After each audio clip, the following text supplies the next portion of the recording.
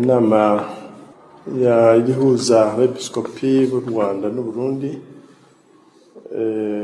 ACOREB ni inama abakurambere bacu bifuje ko igikomeza nyuma y'uko mbere twari inama y'abepiskopi imwe y'u Rwanda n'u Burundi kugeza muri 80 nyuma aho inama y'abepiskopi y'u Rwanda n'inama y'abepiskopi y'u Burundi bitangiriye bifuza ko bajya bakomeza guhura mu rwego rwa ACOREB, Association de Conférence Ordinaire des Évêques du Rwanda et du Burundi.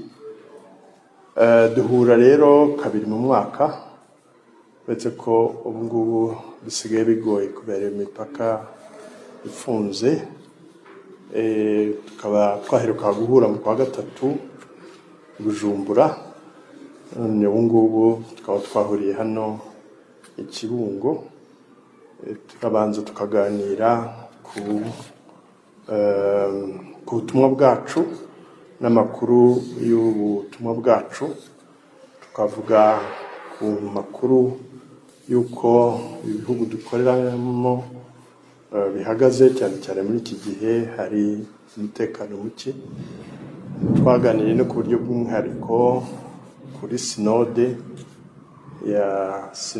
kuri sinodalite, tunaganira kuri yubile, tunaganira no ku kibazo cy'amahoro n'umutekano muke muri aka karere kacu, tuganira no ku bijyanye n'ikenurabushyo by'ubuzima, pastoral de la santé, aho ubutumwa bwacu twita kuri roho no ku mubiri.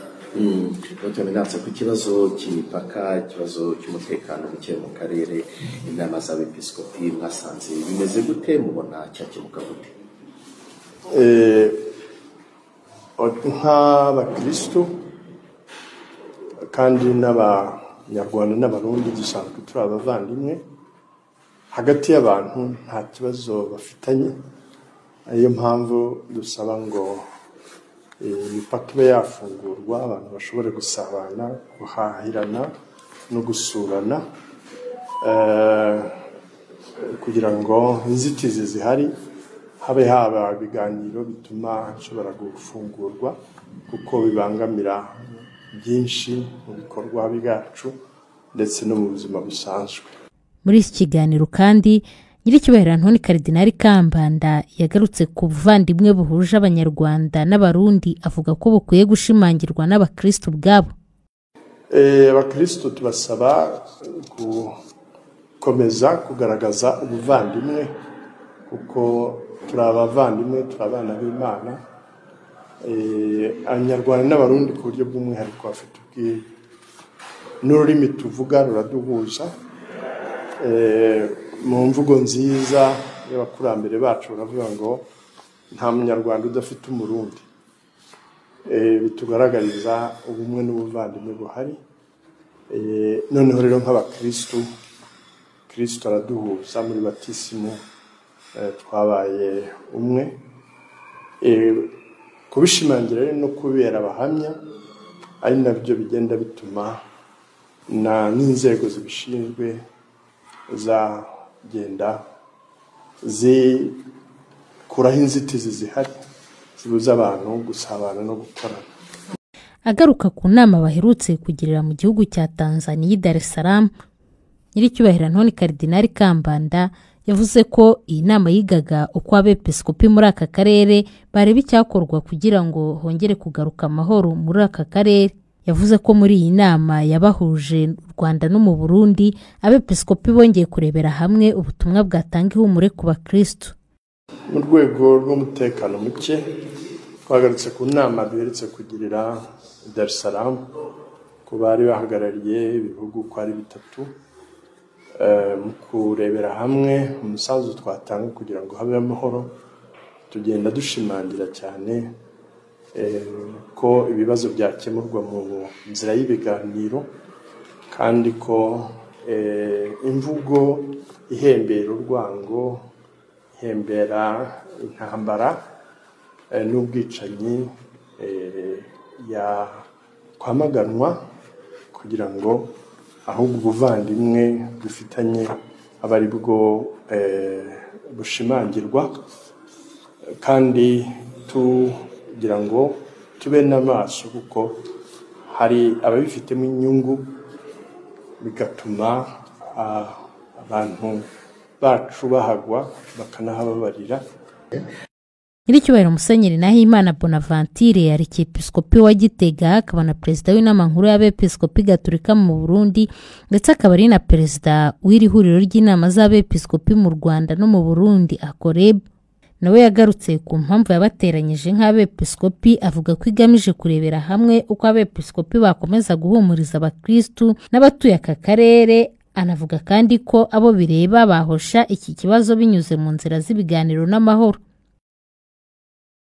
Twagiriye inama ngaha Ikibungo muri iki gihe imipaka y'u Burundi n'u Rwanda yugaye, hariho n'ibibazo mu buseruko bwa Kongo bigira ingaruka ku bene gihugu ari abi Burundi, i Rwanda no muri Kongo. Ico twashitse ko kandi twama dushikikiye nuko abarundi n'abanyarwanda turi abavukanyi, turababanyi, turabazimyamuriro kuva na kera.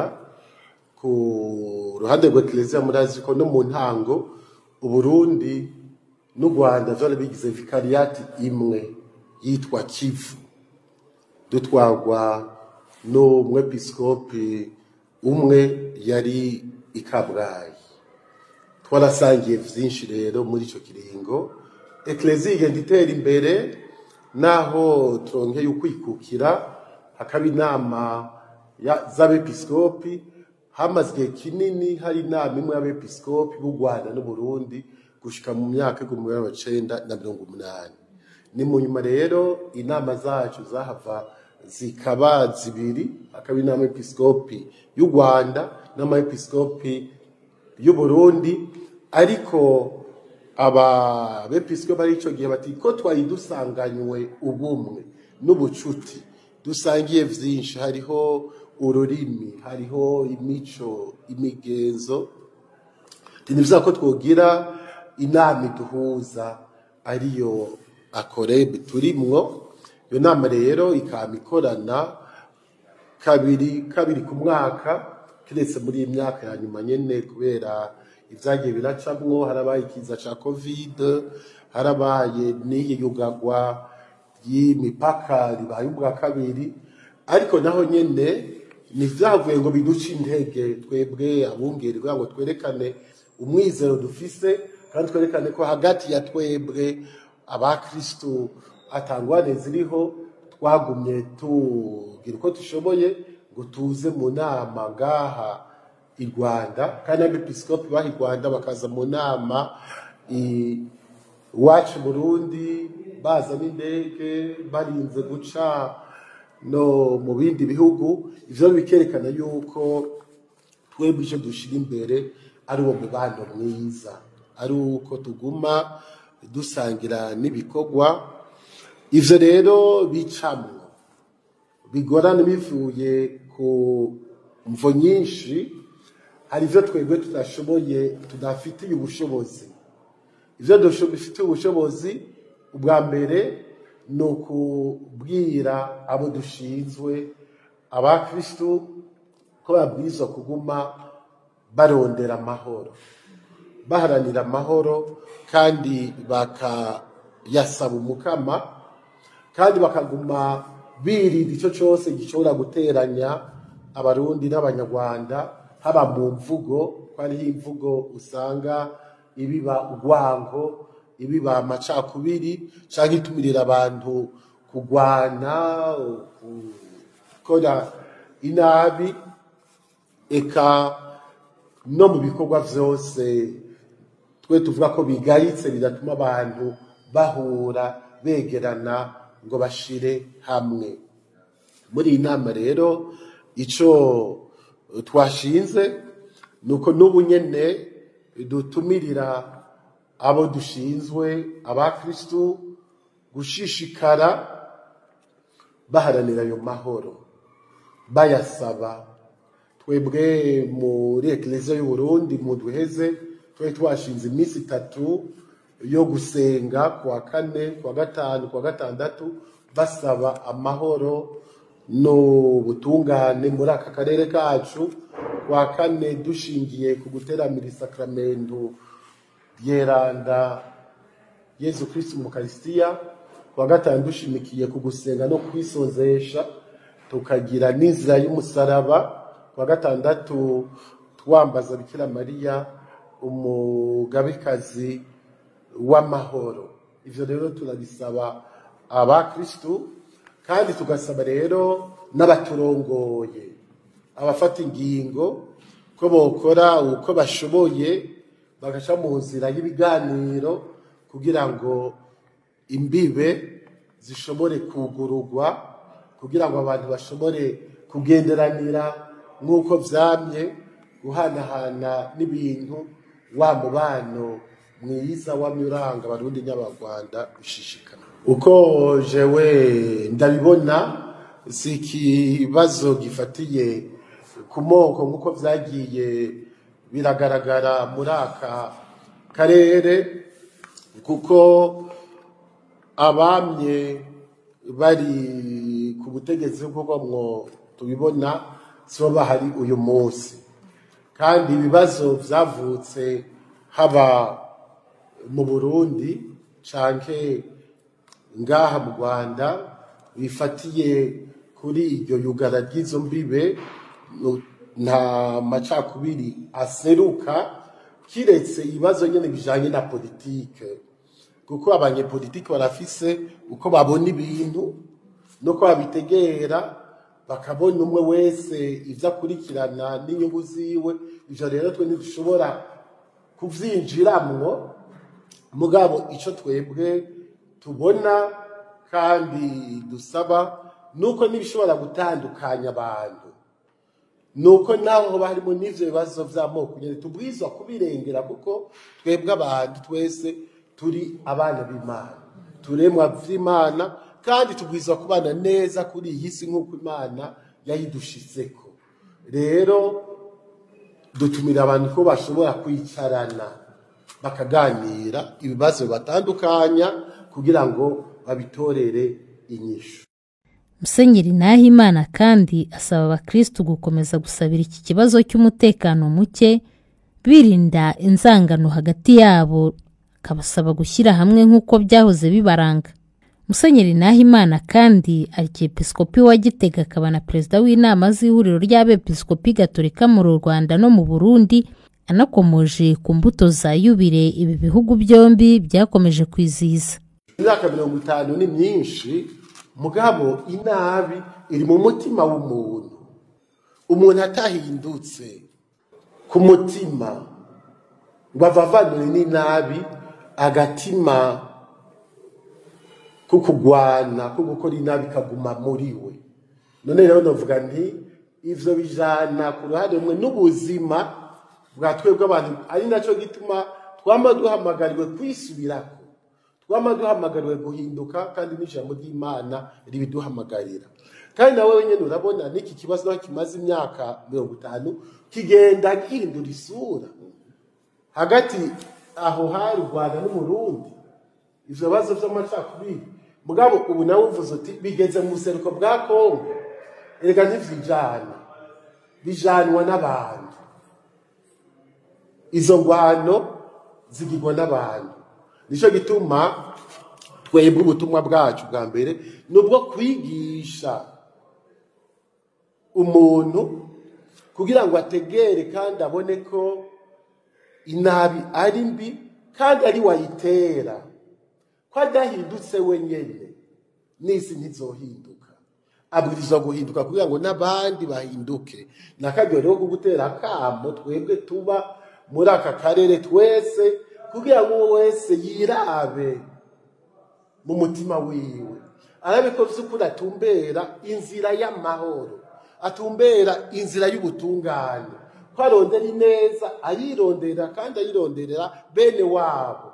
Bitagenze uko wa mudyano mu bantu urazi watanguye kuri Gahini na Abeli bavukana, uratera n'imbere babahungu ba Isirayeli baragurisha mwene wabo Yosefu kubera ishari, kubera inzigo, kubera urwango. Rero ubwo rwango niko n'ubu rugenda ruteranya abantu mu gihe tutagiye natwe turutsinda, nibwo ruheza rukadutsinda. Twebwe rero nidutegwa intege nke n'ivyo biba, tuguma twigisha kuko twishimikije ijambo ry'Imana, twishimikije Yesu Kristo yatsinze inabi, yatsinze urupfu, kandi we nyene kugira ngo yerekane ububisha bw'inabi yemeye kubabara arapfa azira iyo nabi kandi yishwe n'abantu. Naco gituma rero ijambo dushikiriza ry'inkuru nziza, novuga ni inkuru nziza y'umusaraba Yesu abaho, si bose bayumva, si bose bayitegera, kuko na Paulo Mwanda yavuga ati tuvuga umusaraba kuri bamwe ari ubujuju, ku bandi ari ubusazi. Imbuto za yubile mu vyo dusabikaniriza mbere n'abanyarwanda, murazi ko baradufashije kuyisozera neza. Ubwa mbere nuko ubutumwa twari twishinze bw'ingo n'imiryango aribwo twari twashimikiye ko iyi yubile bushishikara neza, kandi n'abanyarwanda bari baje twayisozera batubwiye ko muri yubile hariho forumu y'ingo izobera Inyundo, sinibuka itariki, bwo vyerekana yuko kwa gufashanya hagati y'amaeklezia yacu bigenda bitera imbere. Mu kindi twari twashimikiye ko ni ku ndero y'ugwaruka, ari naho dushimika yuko no mu maforomu tugira ari vyiza ko ugwaruka rw'u Burundi n'ugwaruka rw'u Rwanda bashobora kuza baragenderanira, bagahana ivyiyumviro, bakaganira, bakabona ko vy'ukuri ari abavukanyi, bagakomeza uwo muvukano na kwa kubana mu mahoro. Nari naco gituma twavuganye nyene n'ibibazo vy'indero ugwaruka, ariko twe tuvuga tu Burundi bw'ejo, bwo Rwanda bw'ejo, naho nyene kugira ngo naho nyene dufashanye mu kurutegurira kazoza, kuko ni kazoza kaka karere kacu, ni kazoza k'ibihugu vyacu. Dusize inyuma rero ugwaruka muri aya mayubile tugenda duhimbaza ejo canke hirya y'ejo, ayandi mayubile nibo bazoyatunganya, nibo bazobaringaniza. Rero nkavuga nti twakengurutsa ahubwo ko twasanze ko n'ivyiyumviro Eklezia y'u Rwanda yabonye twafatiye ko guhimbaza yubile Eklezia y'u Burundi nabo babifatiyeko. Abepiskopi kandi banarebereye hamwe uko bakongera ibikorwa bibahuza muri aka karere. Ni gahunda tumazemo igihe, uburyo dusanzwe mu Burundi n'u Rwanda hari ibiduhuza ndetse n'ibyo duhuriraho n'abanyekongo. Hari amashuri duhuza cyane cyane ategura abakateshiste, hakaba n'amahuriro y'urubyiruko tugenda dutumiranamo bikabahuza. Ariko hari na gahunda dufite yuko n'abanyeshuri cyane cyane nko mu maseminari hajya hagira abiga mu ibi bihugu byacu, Abarundi bakiga ino n'Abanyarwanda bakiga, n'Abanyekongo hari abo twakiriye, kugira ngo bamenyane banizerane, bijye bituma urwikekwe n'ubwoba hagati y'abato cyane cyane, kuko nibo Kiliziya y'ejo, nibo Rwanda n'u Burundi bw'ejo. Abarundi n'Abanyarwanda bafitanye n'ubumwe bukomeye kurushaho, ni imbibi duhana. Hano duturanye na diocese ya Muyinga, hari za paruwasi zihana imbibi, hari n'amasantarari yajyaga asurana mu minsi mikuru agatwererana. akafatanya mu minsi mikuru inyuranye, tutavuze n'ubuhahirane. Ibyo rero byose nibyo dusaba ngo habeho gushira ubwoba n'abantu gusabana, kwifurizanya icyiza no guharanira kubaka ubumwe kugira ngo dushobore no kwiteza imbere. Bakoze usanga naze ari ikibazo cyane bagitana yango mbabaze, tugiye u Rwanda muri rusange, igihugu cyacu cy'u Rwanda kigiye kwinjira muri gahunda yo kwibuka ku nshuro ya 31. Twagira ngo mugire ubutumwa mugenera abakristu muri izi mitima muri ibi byo kwibuka. Bakoze. Iyo tugiye muri iki gihe cyo kwibuka, bidufasha kongera kuzirikana aho amacakubiri, urwango bishobora kugeza abantu. Twapfushije abantu benshi, rero ari igihe cyo no kubakomeza. Ibi bihe byo kwibuka buri mwaka bihura n'ibihe bya Pasika. Muri Pasika niho twabonye ububi bw'icyaha n'urwango, umwami wacu Yesu Kristo yishyiraho ibyaha bya muntu, akatotezwa, akababara bikomeye, ariko akadutsindira inabi n'urupfu. Uburyo rero hari ukwibuka twiyubaka, kuko dufite amizero muri Kristo wadutsindiye urwango n'urupfu, ariyo ntwari ikomeye ya Sekibi. Ku buryo rero twibuka dufite ukwizera muri Kristo, umwami wacu wadukinguriye amarembo y'ubuzima, ku buryo urupfu yarutsinze. Icyo rero bifuza, twanaboneyeho no gusoza tunifuriza nyine abakristo igihe cyiza cy'igisibo kidutegurira Pasika no kuzagira Pasika nziza.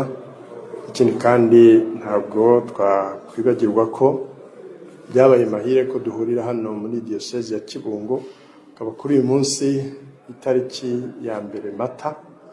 Hashize imyaka 2 Diocese ya Kibungo ibonye umwepiskopi, ku buryo mu gitondo twifatanyije n'abakristo mu gushimira Imana no gusabira umwepiskopi wa Kibungo, ndetse n'ubusabane twagiranye n'umuryango w'abasaserdoti hano muri iyi Diocese.